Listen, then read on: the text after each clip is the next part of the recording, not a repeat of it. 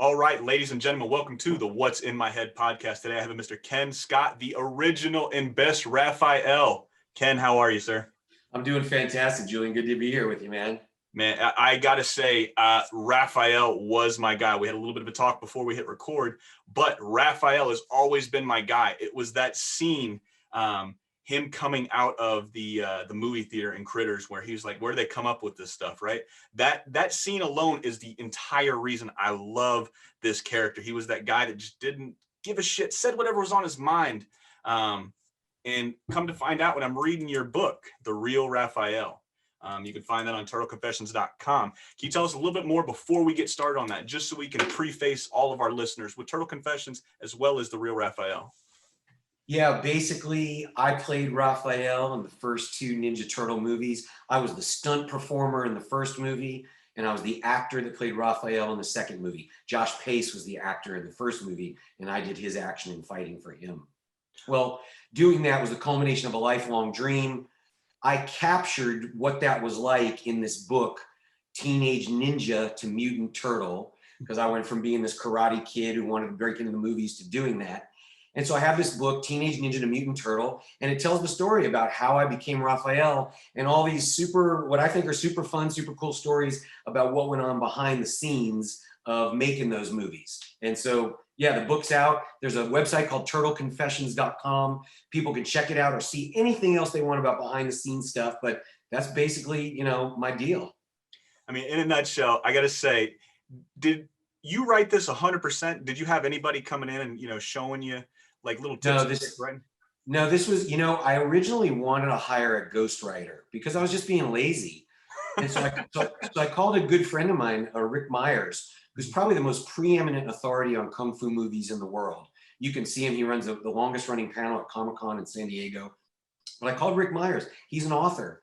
And I was like, hey, Rick, let's do this thing. Like, I'll tell you all my stories and you write it. He was the very first guy who ever interviewed me for a magazine during the very first Ninja Turtle movie. So anyway, he goes, Ken, I don't have time. I'm ghostwriting for some other famous people and this and that. He goes, but you can hire somebody to do it and it'll be like $10,000. And I was like, well, I don't want to spend $10,000. I was like, but I'm a writer. I've been writing screenplays and I write for a living. It's what I do in advertising and all this. So I asked Rick, I said, how many words does a book have to be? And he said, a legitimate book's about 50,000 words. So I said, okay, let me see what I can do. So I just set out and I tried to write like 500 words a day or 1,000 words a day or something. Ultimately, I got up to 88,000 words. Then I had some friends read it, edited it down, got it down to about 65,000 words. And that's the book you see today. So I wrote every single word in the book. I've got to say, I was blown away, not only by the stories, and there's one story in particular that I absolutely loved when you had to get back into fighting shape and you were eating fucking bean burritos, guacamole, and a chocolate milkshake. When is the last time you've had that combination? Oh, I'm not gonna lie, Julian. I've probably had that combination within the last 72 hours. I love junk food, man. I can't. That's a fault of mine. I'd be in much better shape if I didn't love crappy food. So when I was overweight and I was trying to get in shape to follow my action hero dreams, all I thought was, well, I'll just eat less of it. So I had a bean burrito from Taco Bell, just one bean burrito and one small chocolate shake from Swenson's ice cream. And that was it. I mean, that's less than 500 calories a day. And I did that for several weeks.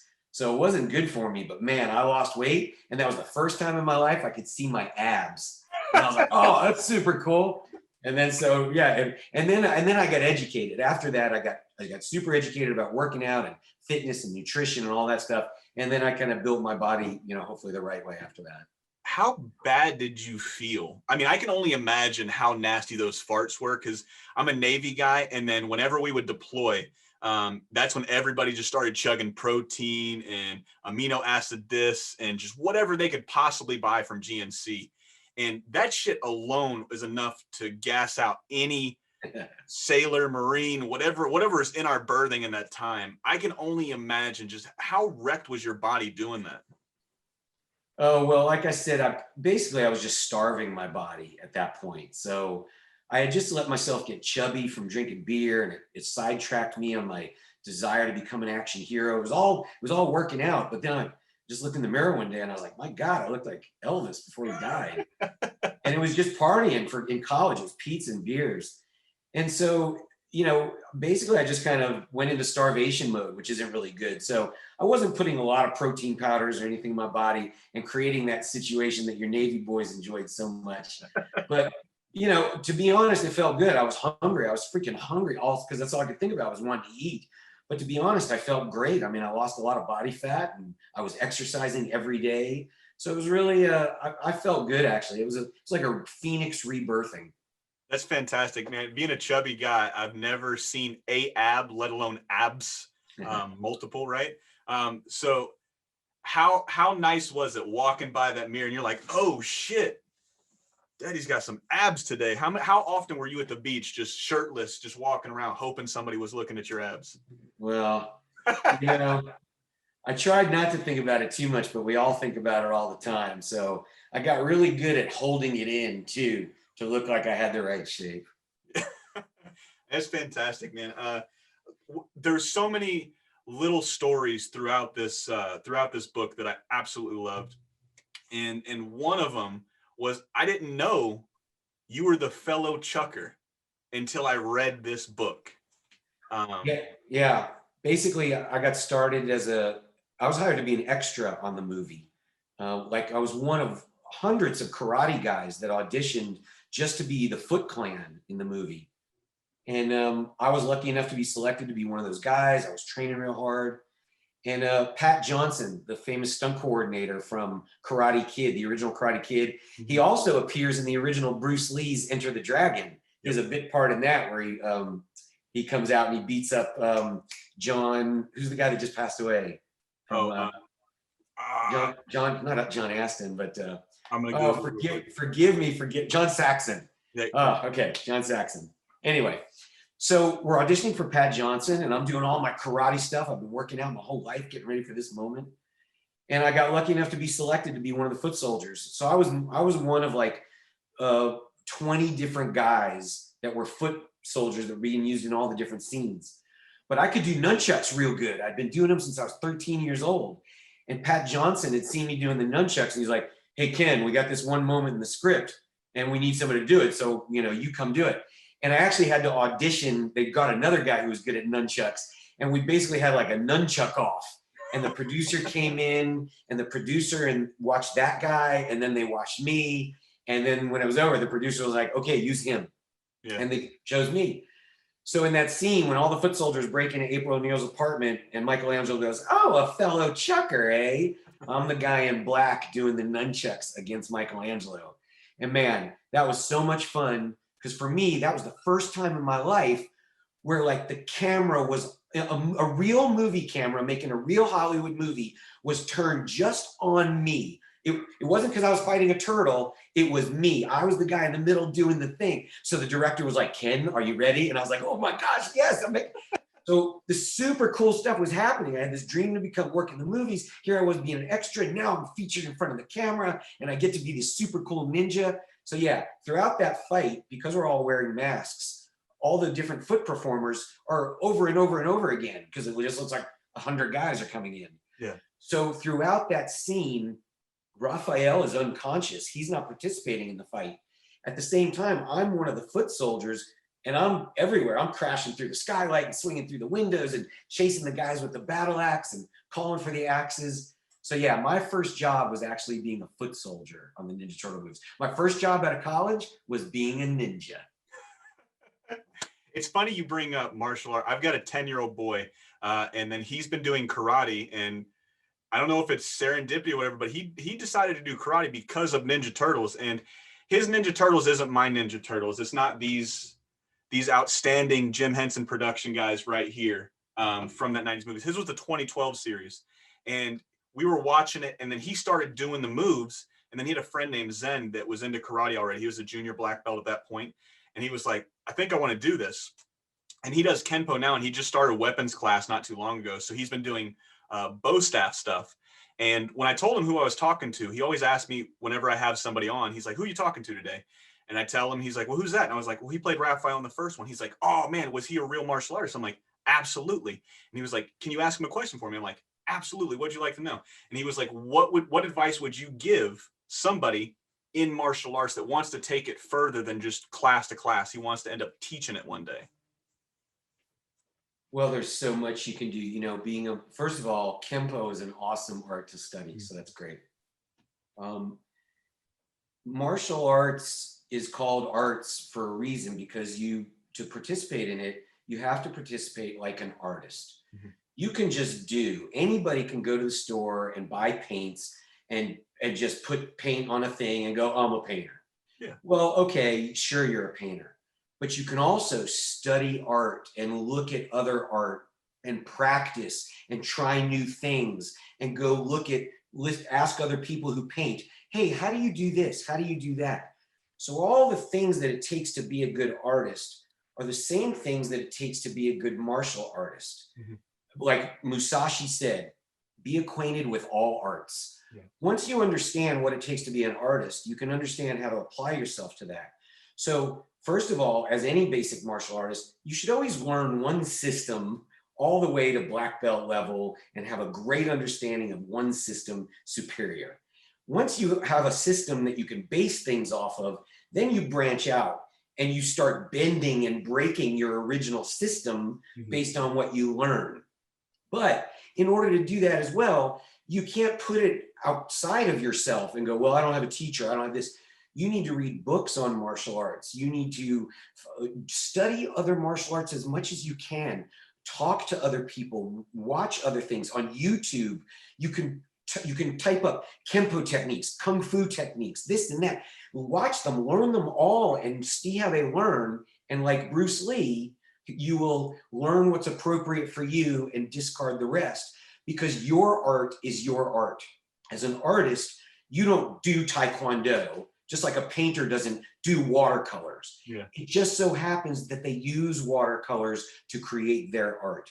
So whatever your thing is that you do, you've just got to make it all your own with everything you've got. I mean, what did Bruce Lee say? He was be water, my friend, right? So you mentioned and you brought up that you wanted to be, the next action hero. You want to be the next action movie star. And you brought up names like Arnold and Jean-Claude Van Damme and Bruce Lee. What was your introduction into the action? What was your first action movie, I guess is what I'm asking you. Man, boy, my first action movie was probably, that I can remember, was maybe, so it's going to be either an early Chuck Norris movie. This is in a movie theater. Like Kung Fu movies were probably on TV and stuff. Oh, yeah. But in the movie theaters, outside, like James Bond, of course, was something that was present out there. But seeing James Ryan and Kill or Be Killed, and then Chuck Norris in it was probably before A Force of One, probably Good Guys Wear Black or something like that. So sometime around there, that was my first introduction. But what I really cut my teeth on was like the Cannon movies, Enter the Ninja, Return of the Ninja, all the Shokasugi movies. Then Steven Seagal. I mean, Above the Law is an awesome movie, man, no matter what. It's great. It's a great movie. Even Jeff Speakman, his first movie, the way he introduced Kempo, what a great and fun, entertaining movie that is. So that, and then Jean-Claude coming out of Bloodsport at the same time that Arnold was making Commando and all these hardcore, and Sylvester Stallone was there.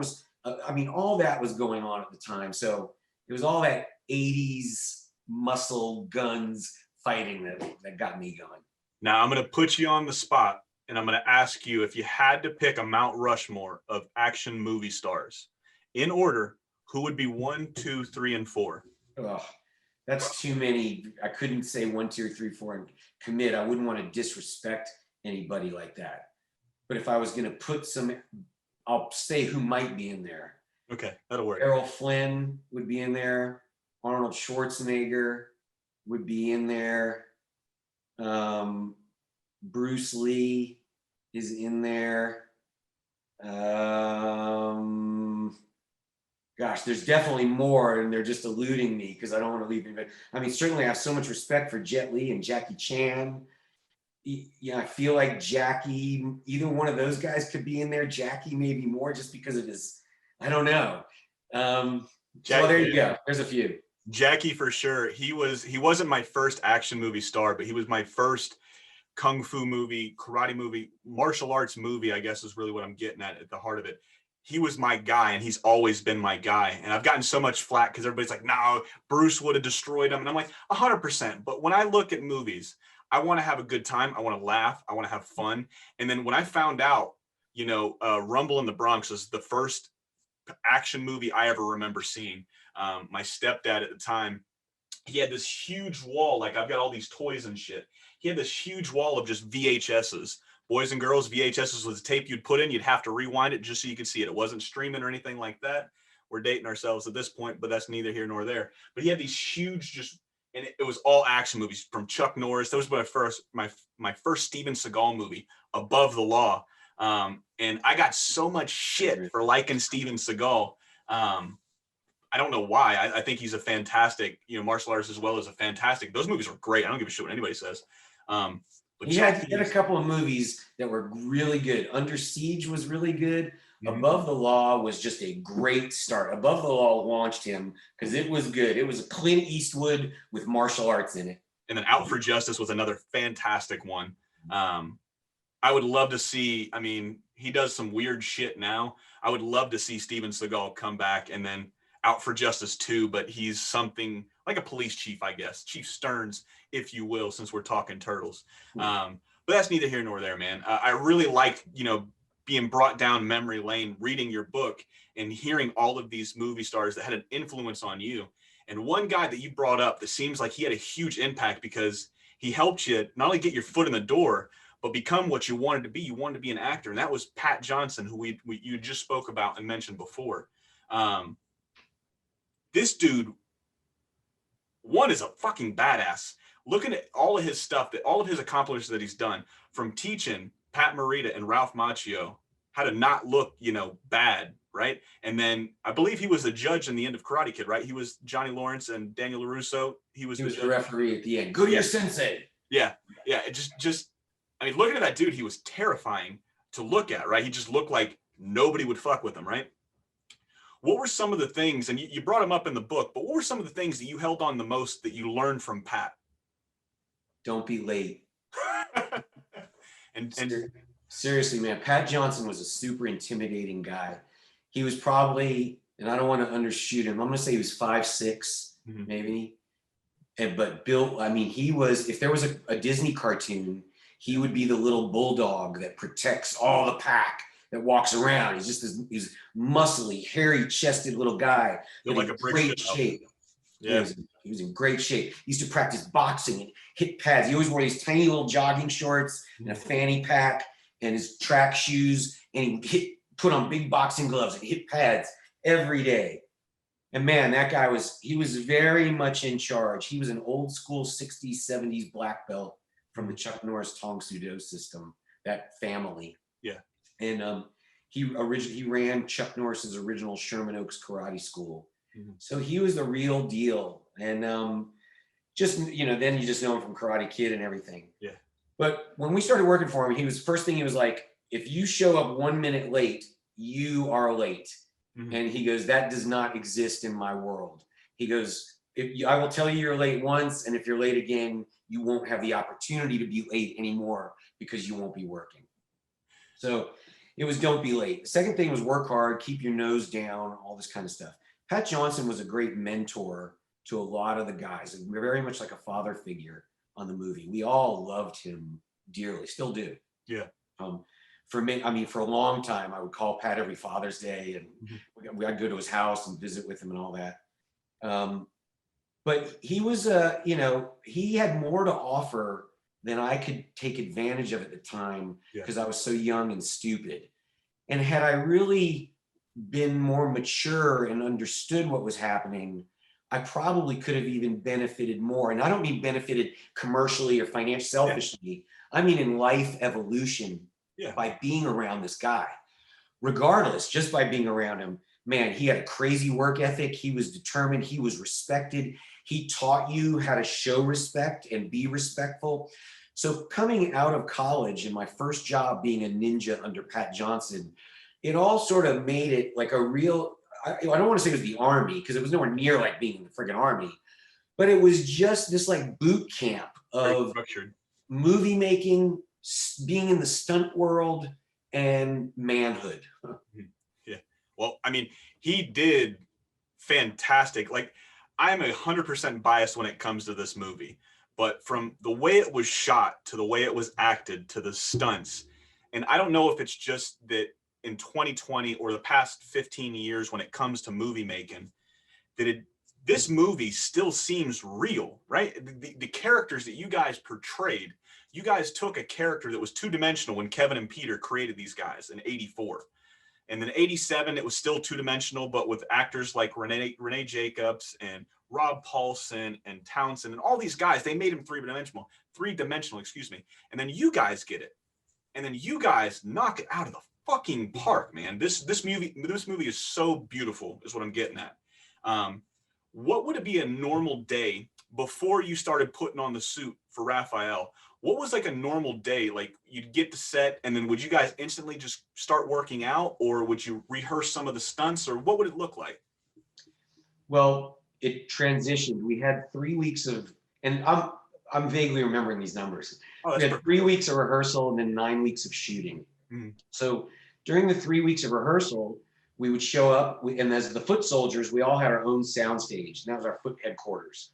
And Pat was in there, and they had these long tables and chairs, we could sit down, and they had all wrestling mats and just different stuff, just tumbling mats, things around. So you just go there in the morning, like you have to be there, I don't know, I'd say 7 in the morning, sometimes time would fluctuate. Yeah. And you go in, you get your ninja suit from the wardrobe department. It's all separated. You got to walk through it. Yes, I'm Kenn Scott, blah, blah, blah. Take your bag. You go to headquarters. You put all your stuff on. You get dressed. And basically, you're hanging out in your foot costume. But like your shirt might be off, and certainly the masks are off. And you don't have all the pieces on. They're kind of sitting in corners and stuff. And then when it started, we would start by trying to rehearse all the fight scenes. Pat had to get everything choreographed. So every day was going to work, warming up, stretching, getting all the work done, and doing choreography. Him taking down scenes, his assistant Barbara writing stuff down. Okay, we're going to use John in this one, and Bill and Tom in this one. Okay, scene number 4, let's move on. That was it, every day, choreograph. Okay, do a kick, duck. Okay, blah, blah, blah. Then once we got all the fights choreographed and we knew what was going on, then that led right up to shooting. Once shooting started, if we needed to continue to work on the choreography while we weren't doing anything, that's what we would do. But sometimes we just hang around and play cards or work out, or just some guys would sleep. I mean, you just pass the time however you can. I had so much fun. I was doing martial arts seminars with guys. I was learning as much as I could. One guy brought a video camera, and we were making our own practice kung fu movies behind the scenes, just screwing around all the different foot soldiers that you can see. I still have some of that video stuff.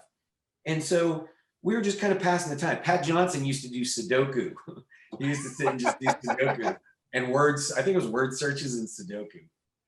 And then like that, like later in life, I learned how great Sudoku is for your mind. And I was like, holy shit, I wish I'd been doing this a long time. I've never done it. At least I don't think I have correctly. I'm a big word search fan. I always ask, whenever holidays come around, they're like, what can I get you? I was like, I love word search books, man. They're fun. They were the only things in school that I actually got good grades on, as sad as that is, because, it just highlights some shit and turn it in. We're good to go. But it's weird seeing the dude that taught the Karate Kid how to be the Karate Kid is just sitting back, doing a little Sudoku, doing a little word search. I mean, yeah, but that was also in between hitting the pads for an hour. And he only ate one meal a day. It was lunch, and he pretty much ate whatever he wanted. He would have dessert every day, but that was it. He was an intermittent faster before anybody else was calling it intermittent fasting. That's a fantastic thing to do. Yeah, he worked out. And then in addition to hitting pads and stuff, we all used to work out. Pat would work out with us. Like, it was me, Pat, Dale Sunshine Fry, the world middleweight kickboxing champion, and Billy Lee, who doubled for the Shredder. And the 4 or 5 of us would just work out and do push-ups and dips on chairs, and that was great, man. So it was action hero camp. with all of these different practices, I'm not sure if, are you an MMA fan? You like watching the UFC and Bellator and stuff like that? I'm a huge MMA fan. Okay, cool, man. It's going to be really easy and really fun then. I love, like, my favorite, even though I can't really do it, I got hurt when I was in the Navy, so I got to really watch what I do with my back and everything like that. So, I try not to do anything that's super, super crazy. I've got a pretty good idea of what I can and can't do, essentially, is what I'm saying. But one of my favorite martial arts is Brazilian Jiu-Jitsu. And you mentioning all of these guys, like you had, how do you pronounce Pat Johnson's, his school that he was working with? Oh, Tong Sudo. Tong Sudo. And then you had stuff like Kenpo, what my kid is in, and BJJ is probably my favorite one. Then you have kickboxing.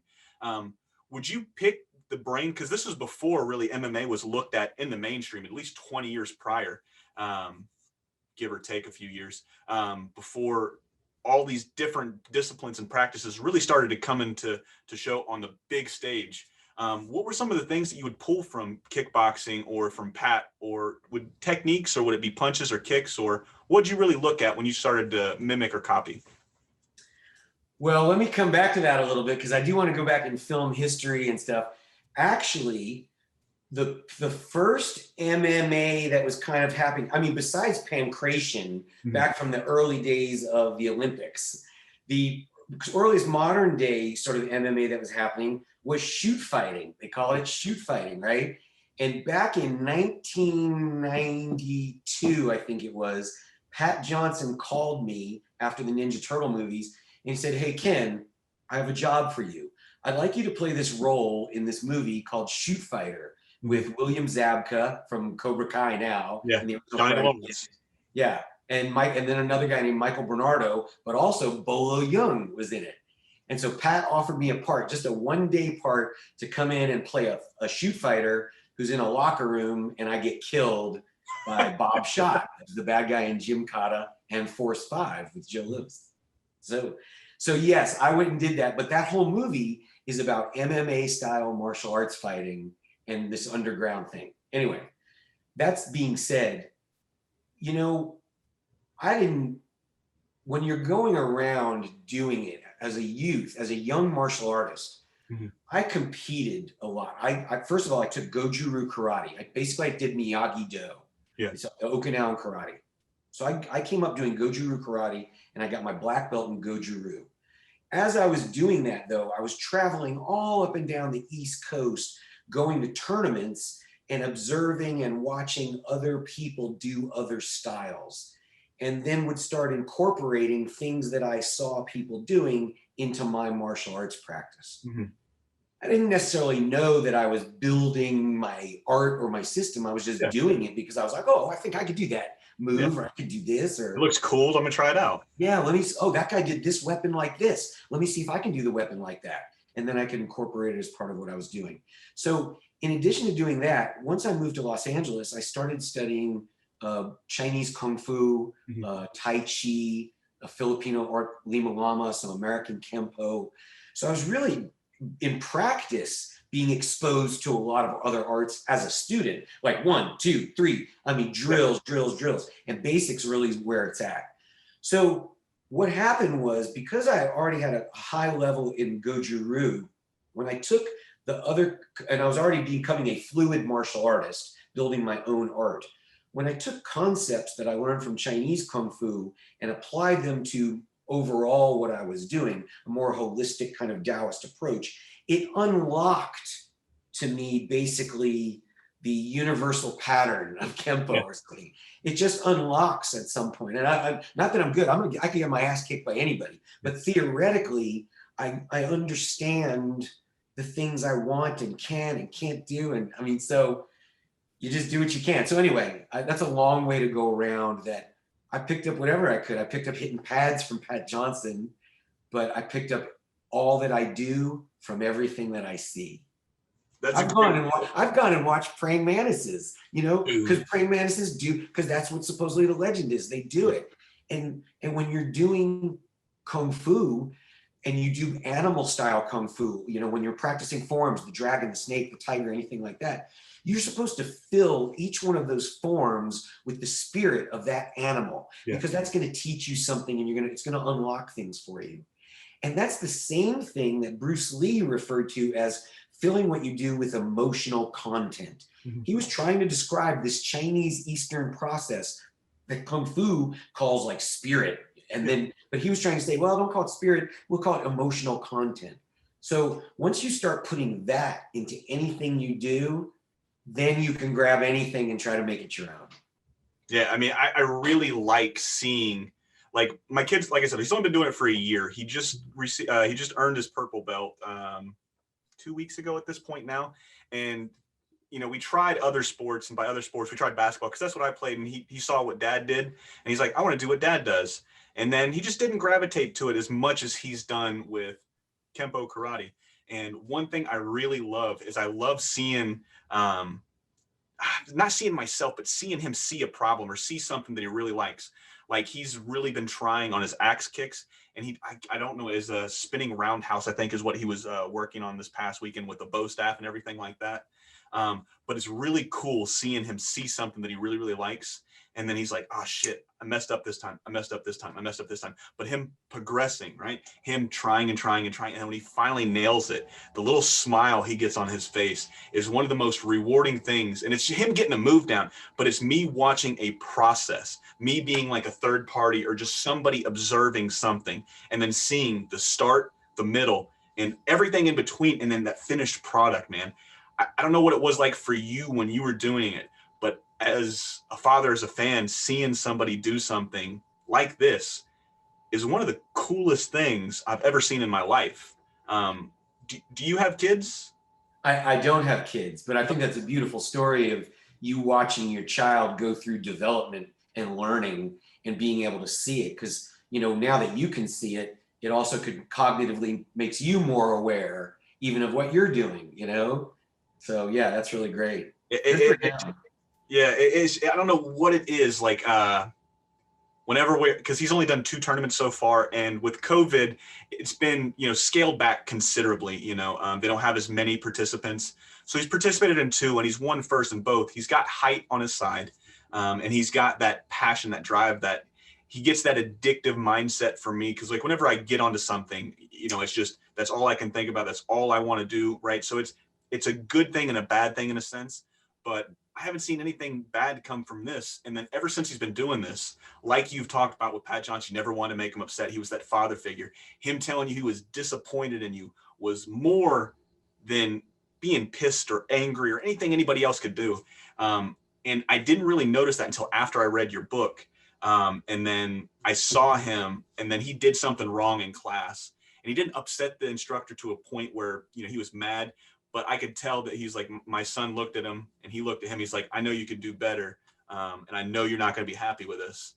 And I know I want you to try more. And then him seeing, or me seeing that, and then hearing and reading that in your book, I was like, holy shit, is this just a common occurrence when you have a sensei or you have somebody like an instructor, or, you just don't want to let these guys down? I see it so much with the martial arts. Right. Well, let me say this.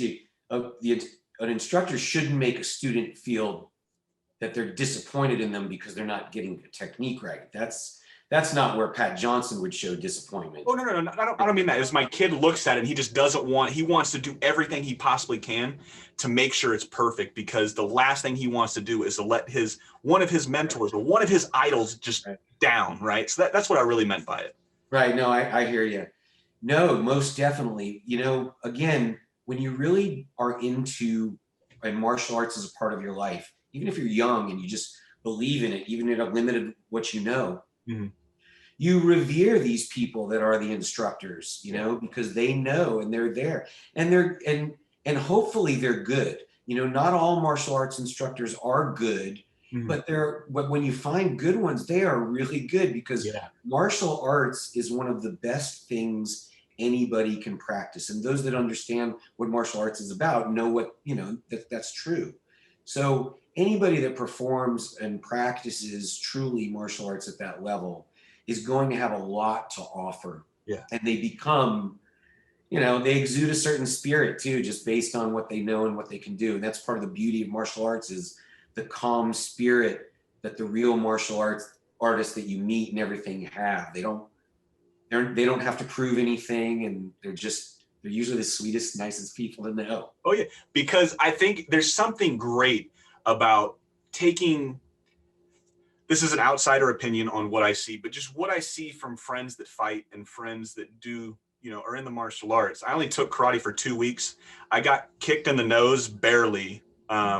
Just something just happened, and I instantly saw red, and I knew I didn't want to do this anymore because I just couldn't take getting hit in the nose. I don't know what it was about getting hit in the nose. Just one time, I was like, man, I'm done with karate. I'll just stick with basketball.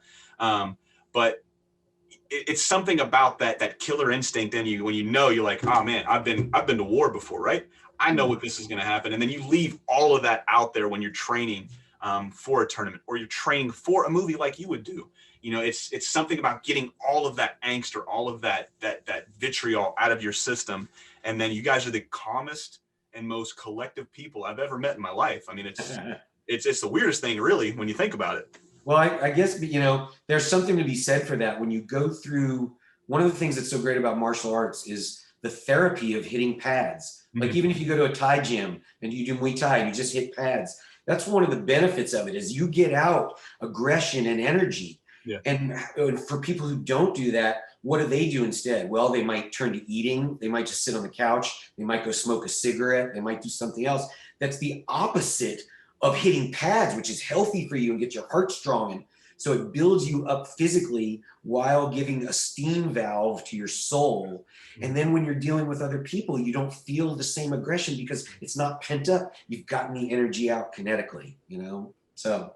And what's another thing, and I want to segue into the Turtles right here because we're running low on time, but you got a character, right? And Raphael that is the least calm of any turtle ever. I mean, but he had probably the most, he was like an onion, if you will, if I could mimic or imitate Shrek here for a second. He had so many layers to that character, to that angst, man. And I don't know how you felt when you put that helmet on. And I know it was hot in that suit. That question is probably, I think you said, the most asked question anybody asking. I won't ask you that question because I can only imagine how fucking hot that really was. Listening to you guys and seeing pictures of you guys just doused in sweat, looking thinner. I mean, right there, you guys all look miserable. We are miserable. That's me. That's me. That's Ernie Reyes Jr. And that's Mo. He's Leonardo. Yeah. I mean, that's thank you for sharing that picture. I really appreciate it. Ernie Reyes, fucking amazing, right? But when you guys would practice in these suits, or you guys would do the stunt choreography, once you got into Raphael, would you practice this stuff before putting a suit on, or was it 100% you guys practice choreography in the suit for any of your stunts? It was both. You'd walk through it, of course, without the gear on, just to be like, all right, what are we going to do? But then there was no use trying to get used to it without the gear on. Because once you have extra long rubber toes and you can't see and all that kind of stuff, you really got to get used to that. At the very least, we used to practice with just heads on and without, because you got to get used to turning and doing the thing. Yeah. I mean, it's amazing. Like I've went and looked up pictures. Whenever you would say something in here that I really, really liked in the book, I would highlight it because I knew when I would talk to you, I would want to reference something. That way I didn't sound like a complete idiot.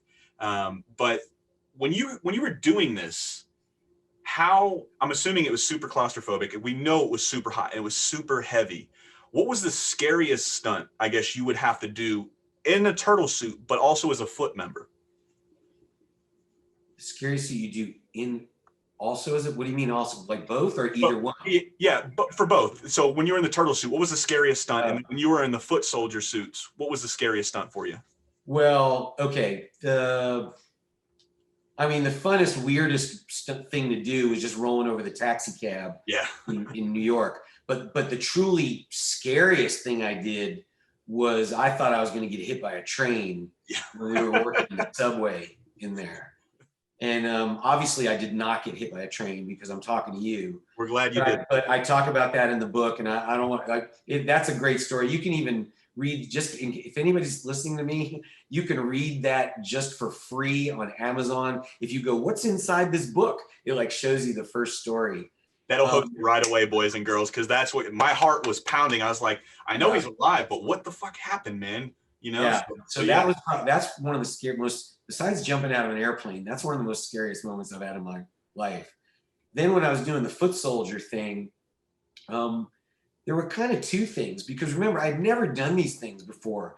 One was crashing through the skylight and the windows, breaking into April O'Neil's apartment. I got to swing on a rope and I got to jump through the skylight and crash. And in jumping through the skylight is the first time I was ever like a professional Hollywood stuntman doing this thing where they set up cardboard boxes. There was no air mat. You just crash cardboard boxes. Yeah, you stack up 2 stacks of cardboard boxes and you put like a blanket over it, and then you just fall into these things. And so my heart's beating. I'm like, I'm 22 years old or whatever, 21. I'm in super great shape. And the main stunt guy, Tom DeWeer, is there, who just passed away this year, unfortunately. So Tom's right there, and he's like, don't land on me. And he jumps through the thing, and he hits the thing, and I jump through the boxes, and I land right on Tom. How far was that up?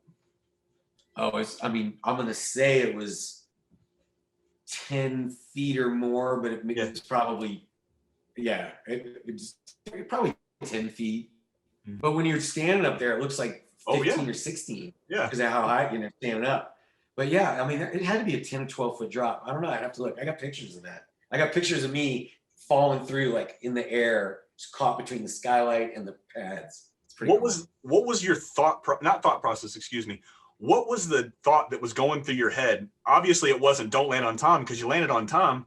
But what was your thought? Like, you're like, oh shit, this is what I'm doing now. Or what was going in your mind? I was like, this is fucking awesome. Yeah, this was the culmination. Like, since I was 13 years old, I wanted to be an action hero in the movies. Mm-hmm. I got a film degree and I did everything I could my whole life, taking karate, taking acting lessons, doing everything. I went to college to get a film degree. And right out of college, I get hired to be a ninja, and I'm being a ninja. And then I get to be a stunt ninja.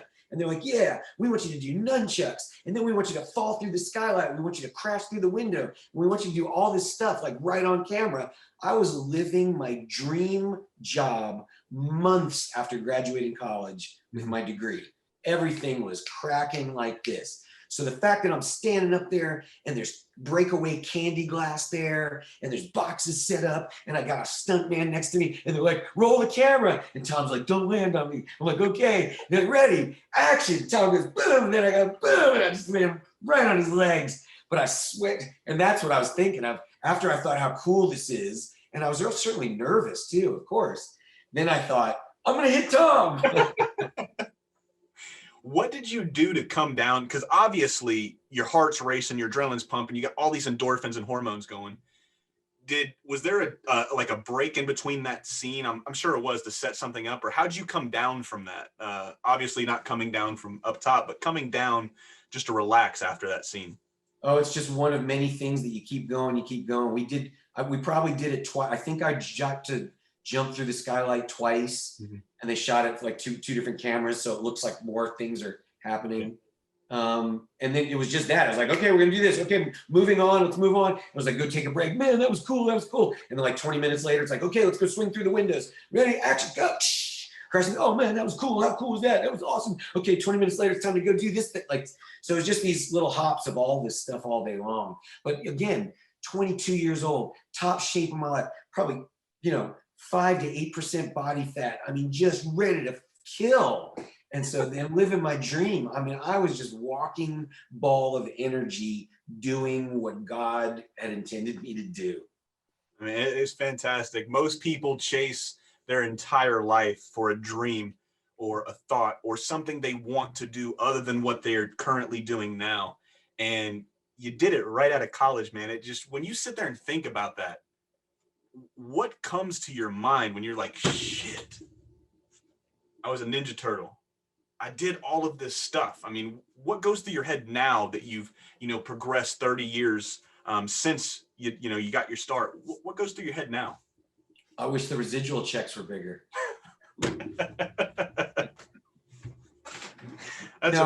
Look, this is my life constantly. But it's not, I don't walk around. See, I always tell people, I see it differently. I was not a Teenage Mutant Ninja Turtle fan. Mhm. I knew what they were, but I didn't know, as it says in my book, like I didn't know anything about Yeah. characters or I didn't know who was who, anything like that.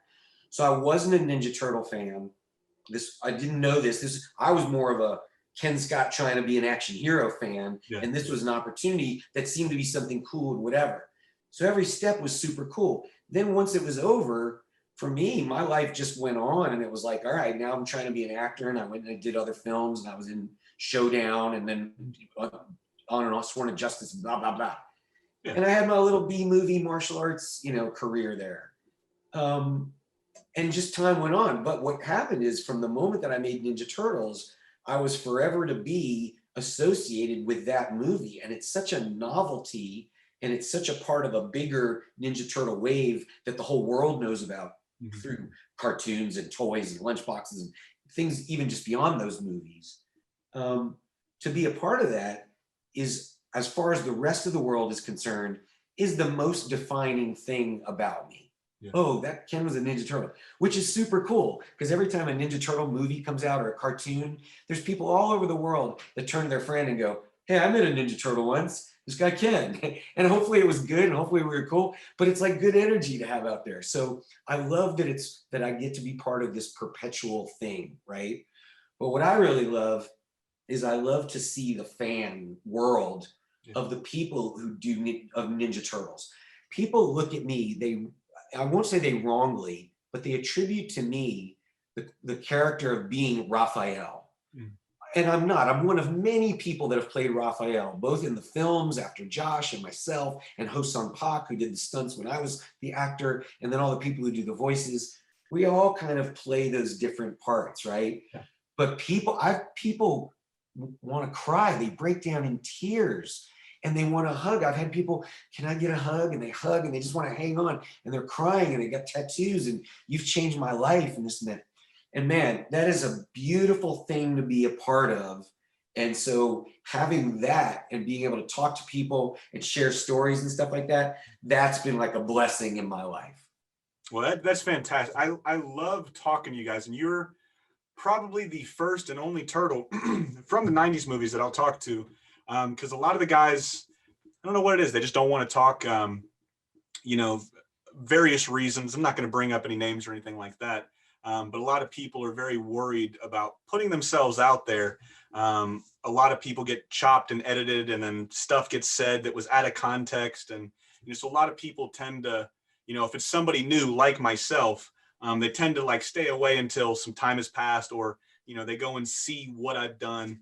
But I'm super happy that you really, rolled the dice and you chose to talk to me, man, because like those people, this movie changed everything. If it wasn't for this movie, for this character that looked like this, the guy that you played, let me get that on the camera because I'm sitting here trying to follow the green dot.